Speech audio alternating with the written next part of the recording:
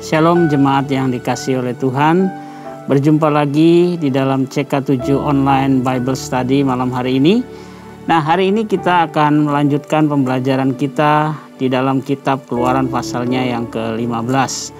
Nah, sebelum kita belajar malam hari ini, mari kita datang sama Tuhan dan kita menyembah, minta hikmat dan wahyu supaya kita bisa mengerti pembelajaran malam hari ini. Mari kita datang kepada Tuhan.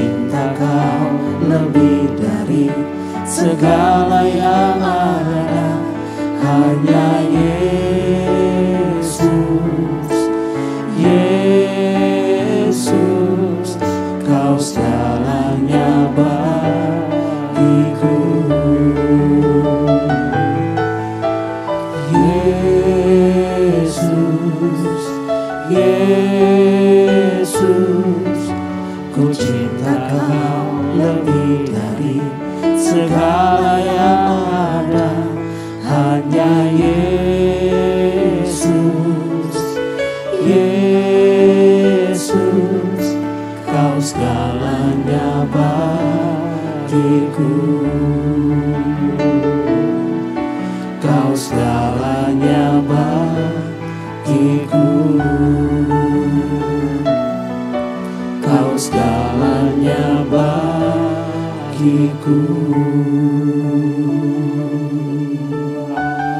Mari kita sembah. Oh, Engkau segala-galanya.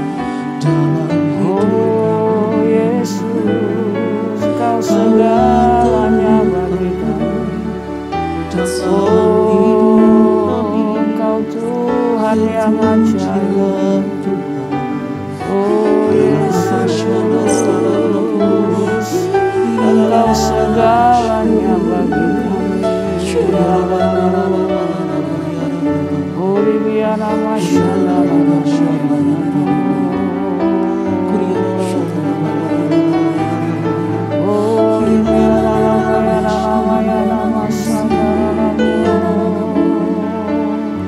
Engkau segalanya.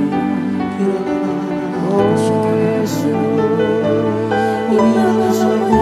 terima kasih setia. Terima kasih buat kebaikan Tuhan.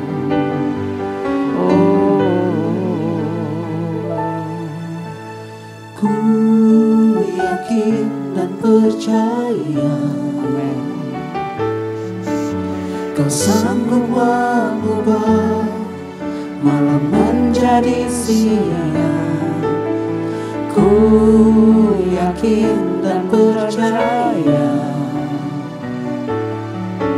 Kau sanggup mengubah beban menjadi berkat. Ku yakin dan percaya.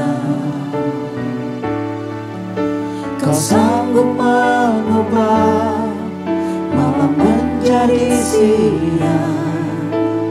Ku yakin dan percaya. Kau sanggup mengubah beban menjadi berkat.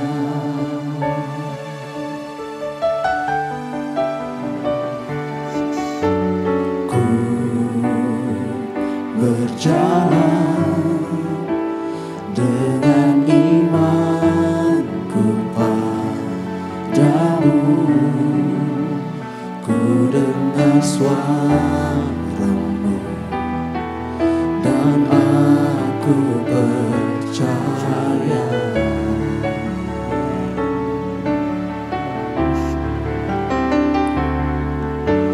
Ku terima janji-Mu dalam hidupku. Ku melihat dan ku nyatakan Kau Tuhan. Katakan ku yakin. Ku yakin dan percaya. Amin. Kau sanggup mengubah malam menjadi siang. Ku yakin dan percaya. Kau sanggup mengubah beban menjadi berkat. Ku yakin dan percaya. Kau sanggup mengubah malam menjadi siang. Ku yakin dan percaya. Kau sanggup mengubah beban menjadi berkat. Kau sanggup mengubah beban menjadi berkat. Kau sanggup mengubah beban menjadi berkat. Mari imani, kita sembah Dia. Warabashandara labayana Urimiana labashandara labayana. Kami percaya Kaulah penolong kami satu-satunya. Oh, terima kasih Tuhan. Terima kasih Bapa. Ora basyana labayara labayara basyana. Ori biara basyana labayara labayara labayara. Oh, syukara bayara labayara. Bapa, kami bersyukur buat malam ini. Kami mau belajar firman Tuhan. Biarlah malam ini turunkanlah roh hikmat dan wahyu buat kami semua. Baik kami yang ada di rumah, dimanapun kami berada. Kiranya Tuhan buat kami mengerti kebenaran firman-Mu. Dan biarlah kebenaran ini memerdekakan hidup kami. Terima kasih Bapa, kami siap hati kami untuk belajar pada malam hari ini. Di dalam nama Tuhan Yesus kami berdoa. Kita yang siap sama-sama katakan amin, amin, amin. Baik, Bapak Ibu yang dikasihi oleh Tuhan, kita akan melanjutkan pembacaan kita pada malam hari ini ya, di dalam kitab Keluaran pasalnya yang ke-15, di ayatnya yang ke-22 sampai 27. Kita akan berbicara nanti mengenai Mara dan Elim ya.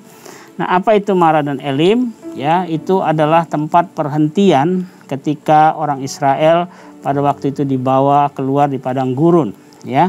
Nah, Mara itu adalah tempat perhentian yang pertama, sedangkan Elim itu perhentian yang kedua, ya. Kita akan baca dulu ya ayatnya. Di dalam Keluaran pasal yang ke-15 ayat 22. Judul perikopnya di sini di Mara dan di Elim ya. Musa menyuruh orang Israel berangkat dari Laut Teberau, lalu mereka pergi ke padang gurun Syur. 3 hari lamanya mereka berjalan di padang gurun itu dengan tidak mendapat air. Sampailah mereka ke Mara, tetapi mereka tidak dapat meminum air di Mara itu karena pahit rasanya. Itulah sebabnya dinamai orang tempat itu Mara. Lalu bersungut-sungutlah bangsa itu kepada Musa. Kata mereka, "Apakah yang akan kami minum?" Musa berseru-seru kepada Tuhan, dan Tuhan menunjukkan kepadanya sepotong kayu. Musa melemparkan kayu itu ke dalam air, lalu air itu menjadi manis. Di sanalah diberikan Tuhan ketetapan-ketetapan dan peraturan-peraturan kepada mereka, dan di sanalah Tuhan mencoba mereka. Firman-Nya, jika kamu sungguh-sungguh mendengarkan suara Tuhan Allahmu dan melakukan apa yang benar di matanya, dan memasang telingamu kepada perintah-perintahnya, dan tetap mengikuti segala ketetapannya, maka aku tidak akan menimpakan kepadamu penyakit manapun yang telah kutimpakan kepada orang Mesir, sebab aku Tuhanlah yang menyembuhkan engkau. Sesudah itu sampailah mereka di Elim. Di sana ada 12 mata air dan 70 pohon korma. Lalu berkemahlah mereka di sana di tepi air itu. Ya, jadi Bapak Ibu yang dikasihi Tuhan, hari ini kita melihat ya, apa sih yang terjadi di tempat perhentian ini ya, yang kita bisa belajar malam hari ini. Yang pertama tentunya perhentian yang pertama adalah di Mara. Ya, nah apa yang terjadi di sana? Nah, sebelum kita sampai di Mara tadi dijelaskan di Alkitab, udah 3 hari lamanya, ya. Di sini dikatakan 3 hari lamanya mereka berjalan di padang gurun dengan tidak mendapat air, ya. Kalau kita bayangkan di padang gurun begitu panasnya ya, udah 3 hari berjalan nggak mendapat air, Bapak Ibu. Artinya nggak minum sama sekali. Ya, bagaimana memang ujiannya ini ya. Nah, akhirnya sampailah mereka di Mara. Di situ ada air. tetapi masalahnya air itu pahit, ya. Nah, di sini yang kita boleh lihat, ya, ini adalah sebuah ujian sebenarnya buat orang Israel waktu itu. Nah, ada respon yang sebenarnya kita lihat di sini kurang baik, ya. Di ayat 24 dikatakan di sini, lalu bersungut-sungutlah bangsa itu kepada Musa. Kata mereka, apa yang akan kami minum? Ya, kata bersungut-sungut di sini, inilah yang kita harus hindari pada waktu di padang gurun, ya, walaupun dalam situasi mungkin hari-hari ini kita, ya, di padang gurun yang tidak ada jalan keluar, mungkin kita udah dalam tanda kutip kehausan begitu, ya. Tetapi jangan bersungut-sungut, ya. Di sini dikatakan mereka bilang begini, apa yang akan kami minum? Ya, sebenarnya kalau kita haus kan kita tanya aja, kita minum apa nih? Airnya pahit, gitu ya. Tetapi di sini ada embel-embelnya, bersungut-sungut, ya. Nah, kita belajar, ya. Di sini meskipun orang Israel ini baru saja, ya, dibebaskan Tuhan itu di Mesir, ya, dari orang Mesir di Laut Merah. Mereka baru saja melihat mujizat yang besar, ya. Tetapi sampai di Mara kita lihat orang Israel ini bersungut-sungut, dia menggerutu. Ini menandakan apa? Kita nggak melihat iman, ya, ketika mereka diuji, ya. Nah, setelah itu, setelah bersungut-sungut, akhirnya Musa, ya, dia berseru kepada Tuhan. Dan Tuhan, atas penentuan Tuhan, maka Tuhan minta Musa dikasih unjuk sebatang pohon di situ, dan kayu itu, ya, disuruh lempar ke air, ya, dan air itu menjadi manis, ya, karena air itu terjadi mujizat, ya, ketika Musa melempar kayu itu ke dalam air yang pahit itu, ya. Itu di Keluaran 15 tadi, di ayat 23-25, ya. Nah, sebenarnya di sini yang kita mesti lihat, ya, Allah itu menggunakan situasi di Mara sebagai ujian iman buat orang Israel, ya, supaya mereka percaya sebenarnya bahwa Allah itu sanggup untuk memelihara mereka. Nah, tapi dalam hal ini karena mereka responnya langsung negatif, ya, bersungut-sungut. Nah, akhirnya terjadilah di sini kita lihat orang Israel itu kurang imannya, ya. Mereka nggak melihat bahwa ini adalah sebagai ujian buat mereka, dan mereka nggak percaya kalau Allah itu sanggup untuk menolong mereka, ya. Nah, di dalam kitab Dua Raja-Raja pasal 2 ayat 19 ini sebagai tambahan referensi, ya. Kalau kita lihat di sini bicara air yang pahit. Di dalam 2 Raja-Raja 2 ayat 19 itu ternyata air yang pahit itu, ya, dapat mengakibatkan penyakit.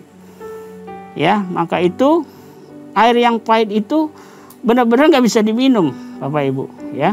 Jadi makanya orang Israel waktu itu mungkin juga secara ininya, wah, ini kayaknya kita akan binasa di sini, gitu, ya. Nggak minum, udah gitu dapat ada air pahit, dan itu bisa mengakibatkan penyakit kalau diminum, gitu, ya. Nah, air pahit yang diubah menjadi manis, ya. Apa yang kita bisa belajar dari sini, ya? Itu menggambarkan kesanggupan Allah, ya, untuk melindungi orang Israel dari segala penyakit yang ditimpakan kepada orang Mesir. Ya, harusnya di sini orang Israel belajar, ya, bahwa Allah itu sanggup melindungi dia, ya, dari segala penyakit yang ditimpakan kepada orang Mesir.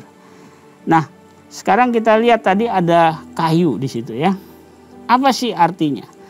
Apa yang kita belajar dari sini? Nah, kayu itu melambangkan apa? Salib Kristus.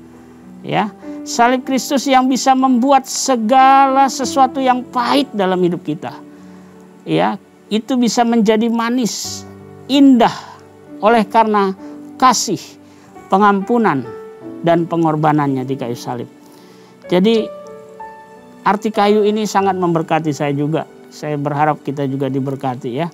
Saya tadi bingung, ini apa ini arti kayu itu. Ternyata Tuhan kasih kasih penjelasan di situ ya. Saya ada lihat beberapa referensi dan tanya-tanya juga bagian pengajaran kita. Ternyata arti kayu itu melambangkan salib Kristus. Itu yang lebih tepat begitu ya. Dan kalau kita bicara salib Kristus tadi ya, sepahit apapun hidup kita, sehancur apapun hidup kita, karena salib Kristus itu, karya Kristus di kayu salib itu bisa mengubah yang pahit, yang hancur itu menjadi manis dan menjadi indah oleh karena kasih, pengampunan dan pengorbanan Kristus. Ya. Nah, apalagi yang terjadi di Marah? Ya, kita lihat di sini di pasalnya di ayatnya yang ke-25 bagian B. Dikatakan di sini, disanalah diberikan Tuhan ketetapan-ketetapan dan peraturan-peraturan kepada mereka, dan di sana Tuhan mencoba mereka. Jadi di sini jelas memang Alkitab bilang bahwa di Marah itu juga Tuhan memberikan ketetapan-ketetapannya dan peraturannya. Dan juga di situ Tuhan menguji orang Israel. Ya. Nah, apa yang kita bisa belajar di sini? Ya. Di Marah ketika terjadi ya, istilahnya sudah kehausan, lalu airnya pahit, terus ada yang menggerutu, disitulah Tuhan memberikan ketetapan. Artinya dia mulai mengingatkan kita akan firman-Nya. Ya, dikatakan di sini, di sanalah Tuhan memberikan ketetapan dan peraturan kepada mereka. Dan di sana juga Tuhan menguji mereka.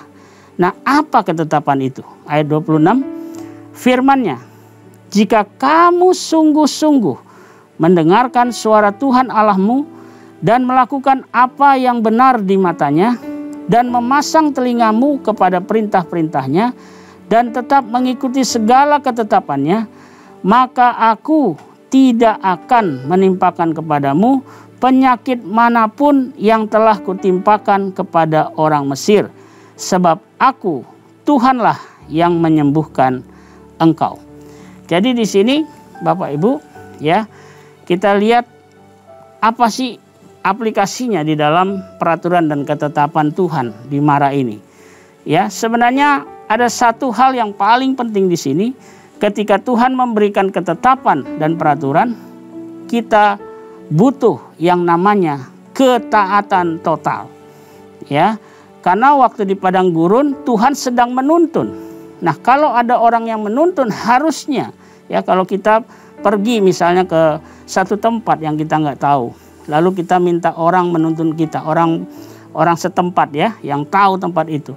Tentu kita nggak akan berani macam-macam. Kita cuma butuh satu, apa yang diarahkan, apa yang dikatakan, taat. Ya. Nah, di sini harusnya orang Israel dia mengerti bahwa Tuhan itu sedang menuntun mereka, dan mereka butuh satu yang namanya ketaatan total. Ya. Yang kedua, di sini mereka butuh, ya, kita juga butuh untuk percaya kepada Dia sebagai Allah yang bisa melindungi kita dan dari segala penyakit apapun, bahaya apapun yang mungkin ditimpakan kepada orang Mesir. Jadi hari ini kita belajar ya, bahwa ketika ada sesuatu yang pahit di dalam hidup kita, ya, ingat ketika kita datang kepada salib itu, kepada Kristus, maka semua apa yang pahit, apa yang mungkin dalam hidup kita itu hancur, Tuhan bisa merubah itu menjadi manis, menjadi indah. Ya. Nah, berikutnya ya, setelah dari Marah, maka orang Israel berangkat lagi dan tibalah mereka di Elim. Nah, Elim ini tadi saya katakan bahwa Elim ini adalah perhentian yang kedua. Ya, yuk kita lihat di sini di ayat 27. Sesudah itu sampailah mereka di Elim. Di sana ada 12 mata air dan 70 pohon korma. Lalu berkemahlah mereka di sana di tepi air itu. Ya. Nah, kita lihat di Elim itu ya. Itu melambangkan apa? Elim itu artinya apa maksudnya ya? Elim itu artinya pohon besar ya.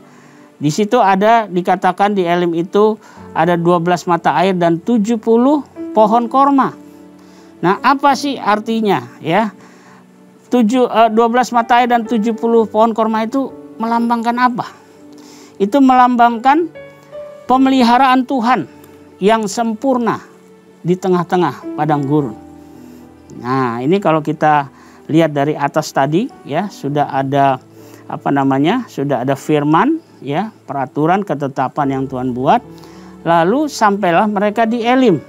Nah, ini saya berusaha untuk kita mengerti ya, ketika sudah kita dikasih firman, kalau kita taat. Nah, ini dia tadi ya, ketaatan total dan percaya itu penting ya. Aplikasinya gini.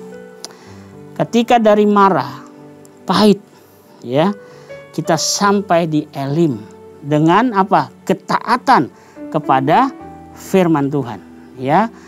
Jika kita sungguh-sungguh tadi dikatakan ya, jika kamu sungguh-sungguh memperhatikan dan mendengar firman-Nya, maka sekalipun di padang gurun ya, padang gurun kita itu apa hari-hari ini?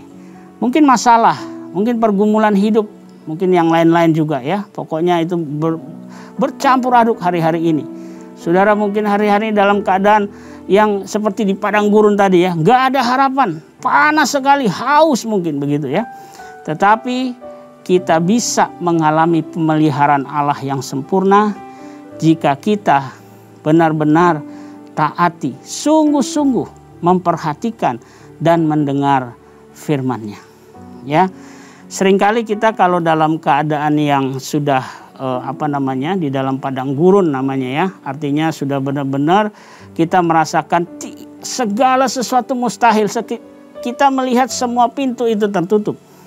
Tetapi ya, kita belajar malam ini dari peristiwa ya, perhentian Mara dan Elim ini, kita melihat ketika Tuhan kasih kita firman, kita taat, kita percayai firman itu ya, kita lakukan firman itu, maka ya, meskipun saudara di padang gurun sekalipun ya, Tuhan sanggup untuk memberikan penyediaan ya, untuk memelihara hidup kita ya. Pemeliharaan Allah yang sempurna itu masih bisa kita alami ketika kita taati dan kita lakukan firman Tuhan itu ya. Jadi malam hari ini ya, Bapak Ibu yang dikasih Tuhan, mari kita renungkan kembali firman ini masing-masing di rumah ya.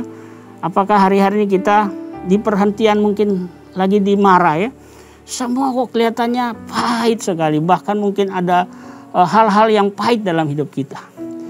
Tetapi malam ini Tuhan mengingatkan kita, Tuhan menghibur kita, menguatkan kita bahwa di tengah kepahitan itu, ketika kita datang kepada salib Kristus ya, kasih-Nya yang tanpa syarat, pengampunannya yang tanpa syarat, dan pengorbanannya yang tanpa syarat itu bisa mengubah yang pahit menjadi manis, menjadi indah ya. Jadi ayo tetap berharap sama Tuhan ya. Mari saya mau kita sama-sama berdoa ya. Kita tundukkan kepala. Orabashanda bakarabayana masyikiri biarabashanda. Bapa, aku bersyukur malam ini. Terima kasih buat firman-Mu. Dan hamba-Mu terbatas, tetapi Engkau Allah yang sempurna. Hari ini kiranya oleh kuasa-Mu, kuasa firman-Mu menjamah setiap kami yang ada di rumah-rumah, dimanapun kami berada. Saat ini Tuhan, jika ada anak-anak-Mu yang hari-hari ini ada di perhentian di Mara, yaitu pahit di dalam hidupnya, malam ini Tuhan, Engkau jamah mereka di dalam nama Yesus. Dan berikan keberanian untuk bangkit dan datang kepada salib Kristus. Supaya melalui pengampunan, melalui kasih-Mu dan pengorbanan-Mu, hidup yang pahit itu bisa diubah menjadi manis, menjadi indah di dalam nama Yesus. Terima kasih Bapak, terima kasih Kami percaya malam hari ini firman-Mu akan kami dengarkan, akan kami taati, dan kami percayai. Sehingga meskipun kami di padang gurun sekalipun, malam ini Tuhan, kami percaya pemeliharaan Tuhan, penyediaan Tuhan yang sempurna bisa kami alami malam hari ini. Karena itu Bapak Ibu yang kekasih, jemaat Tuhan yang di rumah dimanapun kita berada, hari ini terima kekuatan itu di dalam nama Yesus. Terima kasih Bapa, terima kasih. Kami bersyukur buat firman-Mu malam ini. Sebelum kami menutup Bible Study malam ini, kami juga mau menerima berkat yang terbaik daripada Tuhan. Mari Bapak Ibu yang ada di rumah, kita angkat tangan kita, arahkan hati kita kepada Tuhan, dan terimalah berkat dari Tuhan. Jemaat yang dikasih Tuhan, pulanglah dan terimalah berkat yang berlimpah-limpah dari Allah Bapa kita. Kasih karunia dalam anaknya yang tunggal, Tuhan kita Yesus Kristus. Dan persekutuan yang manis dengan Roh Kudus menyertai kita semua. Mulai saat ini sampai Maranatha. Tuhan Yesus datang menjemput kita semua di awan-awan yang permai. Bahkan untuk selama-lamanya. Kita yang percaya dan diberkati Tuhan sama-sama katakan amin. Selamat malam, selamat beristirahat. Kiranya Tuhan memberkati kita semua. Amin.